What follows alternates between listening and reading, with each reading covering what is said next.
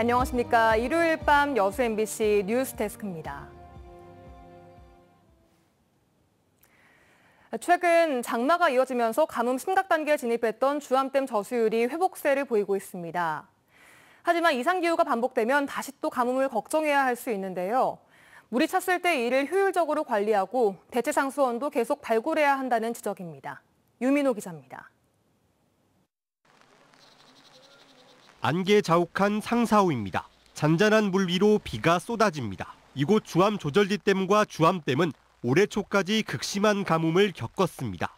쩍쩍 갈라진 바닥을 드러냈다가 최근 장마로 저수율 40%대를 회복했습니다. 한때 가뭄 심각 단계에 진입했던 주암댐은 비로 물이 차오르면서 정상 단계를 회복했습니다. 아직 저수율은 여유가 있다지만 앞으로 비가 많이 내리면 이제 홍수 조절을 위한 방류 작업도 신경 써야 할 상황입니다. 또 많은 강우가 예보가 되는 경우에는 우리 주암댐이 가지고 있는 홍수 조절 용량을 최대한 잘 활용을 해서 적극적으로 홍수 조절을 할 계획에 있습니다. 광주 전남 최대 상수원인 주암댐, 수돗물을 포함해 여수 국가산단과 광양제철소의 공업용수까지 하루 물 100만 톤 이상을 내보내고 있습니다. 이상기후 현상이 갈수록 심해지면서 여름을 지나 가을부터 또다시 가뭄이 반복될 수 있습니다. 날씨에 기대는 게 아니라 전남 지역 각 댐과 하천 간 연계를 강화하고 차오른 물을 효율적으로 관리하는 게 필요합니다. 또 지자체도 대체 상수원을 적극적으로 발굴해 주암댐의 부담을 덜어줘야 한다는 목소리가 나옵니다. 그런 댐들에다가 물을 좀이라도 남겨놓고 가급적이면 하천물을 여유 있을 때는 비 올 때는 좀 퍼서 쓰고, 물이 중단되면 공장 자체를 가동을 껐다가 켜야 되는 상황이어서 그런 것 때문에 여수 쪽에 해수 담수화 시설이 이번에 환경부에서 전문가들은 장마와 집중호우로 물 부족에 대한 경각심이 풀어질 수 있는 만큼 물 절약 홍보를 꾸준히 이어가야 한다고 강조했습니다. MBC 뉴스 유민호입니다. 일본 방사성 오염수 해양 투기 저지를 위한 광주 전남 공동행동이 정부를 믿을 수 없다며 여수를 시작으로 집중행동에 나서고 있습니다. 여수와 순천, 광양, 광주 등 전남 지역 250여 개 단체로 구성된 공동행동은 어제 여수시 이순신 광장에서 첫 집중행동에 나서 후쿠시마 오염수 방류 문제는 정치적인 진영이나 이념의 문제가 아니라 국민 전체의 건강권과 환경권의 문제라며 정부가 해양 투기를 단호하게 반대하고 국제해양법 재판소에 제소할 것을 촉구했습니다. 이번 집중행동은 참여자 가두행진과 함께 마무리됐으며 오는 15일과 22일 광주에서도 개최될 예정입니다. 전라남도가 여수 율촌지구 개발사업 예정지역을 2026년 7월 10일까지 3년간 토지 거래 허가구역으로 지정했습니다. 여수시가 추진 중인 가칭 미래형 복합신도시 율촌 테크밸리 사업은 율촌면 산수리와 월산리 조화리 일원에서 일자리 창출과 인구 유입을 위한 택지 개발 사업으로 오는 2029년 준공될 예정입니다. 총 사업비는 1조 1천억 원으로 주거용지와 산업시설 용지, 공공용지 등이 조성되며 계획 인구는 15,000가구, 3만 5천여 명입니다. 이에 따라 이 지역에서는 용도 지역별 면적 상한선을 초과해 거래할 경우 계약 전에 반드시 여수시장에게 허가를 받아야 합니다.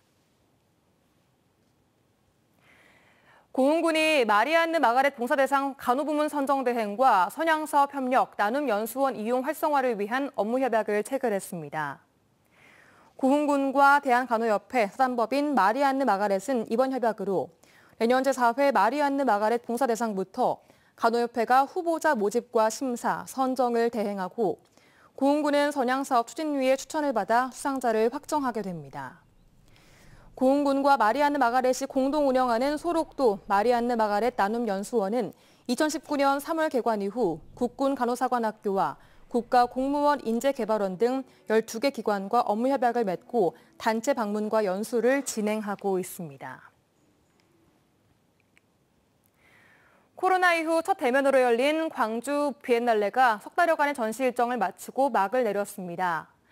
역대 최장기간 치러진 데다 광주 도심 곳곳에 치러진 다채로운 전시 덕에 비교적 많은 사람들이 비엔날레를 즐겼습니다. 조현성 기자입니다.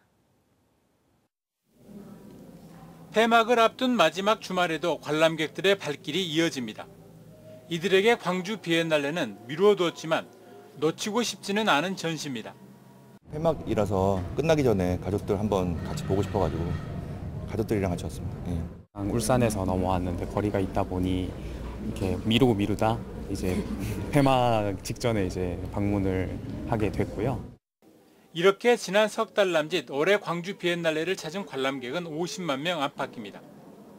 90일 남짓 역대 가장 오래 열렸던 것을 감안해도 비교적 만족할 만한 흥행을 거둔 셈입니다. 무엇보다 물처럼 부드럽고 여리개를 주제로 340여 점의 작품을 선보인 주제전은 현 사회가 직면한 다양한 문제를 부드럽고 편안하게 전달되도록 기획됐다는 평가를 받았습니다. 역대 최대 규모로 치러진 일종의 국가 간 형식의 파빌리온 프로젝트도 호평을 이끌었습니다. 9개 나라의 유수한 문화예술 기관들이 광주의 크고 작은 문화 공간들과 협업을 한 뒤 또 다른 볼거리를 제공하며 광주 비엔날레의 위상 높이기와 관람객 유치라는 두 마리 토끼를 잡은 것입니다. 지역 경제에도 도움이 되지 않을까 해서 그렇게 했던 것이고요. 올해는 9개 국가, 내년에는 한 20개 국가 정도로 넓힐 그런 생각을 가지고 있습니다. 반면에 지역 미술계의 거센 반발 속에 박서보 예술상 시상이 일의 시상을 끝으로 폐지된 것은 옥의 티로 남게 됐습니다. 광주 비엔날레는 내년 가을에 제15회이자 창설 30주년으로 다시 열립니다. 광주 비엔날레 재단은 내년 비엔날레의 주제를 판소리 21세기 사운드 스케이프라고 발표했습니다. MBC 뉴스 조현성입니다. 목포는 항구다라는 말이 있을 정도로 목포는 대표적인 항구 도시입니다. 그런데 부두에 설치된 각종 시설들이 부서진 채 방치되며 제 역할을 못하고 있습니다. 관리도 전혀 이루어지지 않고 있는데요. 안준호 기자가 취재했습니다. 소형 선박들이 정박해 있는 목포 선창 부둣가. 바닥 곳곳이 부서져 있고 일부 균열도 보입니다. 차량 진입을 막기 위해 설치된 U자형 볼라드는 심하게 기울어져 있습니다. 뽑혀서 아예 없어져 버린 것도 있습니다. 인근에 설치된 사고 위험을 알리는 안내판은 금방이라도 쓰러질 듯합니다. 배 밧줄이 선박 계류용 볼라드가 아닌 가로등에 묶여 있기도 합니다. 차량 방지턱에 묶여 있는 배 밧줄도 있습니다. 배에 밧줄을 묶어둔 차 방지턱은 금방이라도 뜯겨 나갈 것 같습니다. 튼튼하게 해야 돼, 그냥 얼마 안 가면 부서지고 막 그런 빨리빨리 소리 고수를 하든가. 배가 부두에 충돌하는 것을 막기 위해 설치된 고무 팬더는 찢어진 채 방치돼 있습니다. 부두 외벽에 달려 있었던 타이어는 떨어져 나가 연결용 쇠고리만 남았습니다. 배가 얹혀갖고 다 부서져 버렸대. 관리를 안 해서 다 뚫었는데 안 해준 거예요. 여기가 지금 보트가 된 지 오래됐네요. 저거 지금 뭐 10몇 년씩 됐을 거예요. 인명구조장비 보관함 앞은 무단 투기된 쓰레기들로 둘러싸여 있습니다. 휴가철을 맞아 목포를 찾는 관광객이 늘고 있습니다. 하지만 부서지고 방치되고 위험천만한 목포항의 모습은 지역민은 물론 관광객들의 눈살을 찌푸리게 만들고 있습니다. MBC 뉴스 안준호입니다. 순천에서 오는 10월 열리는 전남국제농업박람회가 국제교역과 교류의 장으로 운영됩니다. 전남국제농업박람회 사무국은 한국수입협회와 업무협약을 맺고 주한 외국대사를 초청한 박람회 홍보와 국제기업 간 거래 연계 서비스 등에 협력해 농업박람회가 수출입 교역을 확대하는 세계적인 교역 산업박람회로 자리매김하도록 준비하겠다고 밝혔습니다. 2023 국제농업박람회는 오는 10월 12일부터 22일까지 11일간 정원박람회가 열리고 있는 순천만 국가정원 옆 순천만 생태문화교육원 일대에서 진행됩니다.